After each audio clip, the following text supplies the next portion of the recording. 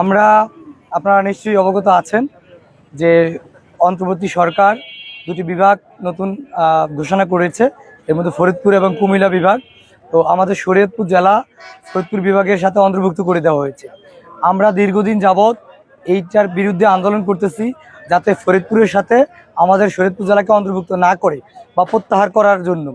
আপনারা জানেন আমরা শরীয়তপুর জেলা একটা অবহেলিত জেলা, সুতরাং আমরা সরকারকে বারংবার বলতেছি যে ফরিদপুর বিভাগ করেন, আমাদের কোনো আপত্তি নাই, কিন্তু আমরা শরীয়তপুরবাসী সকলেই আমরা চাই ঢাকা বিভাগের সাথে থাকতে।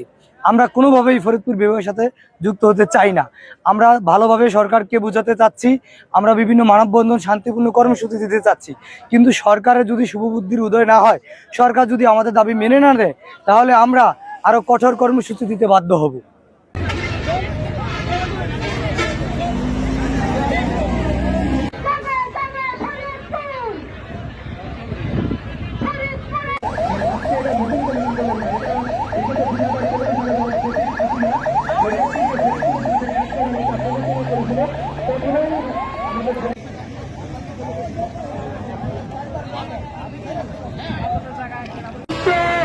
আন্দোলন যদি সরকার না করতে চায়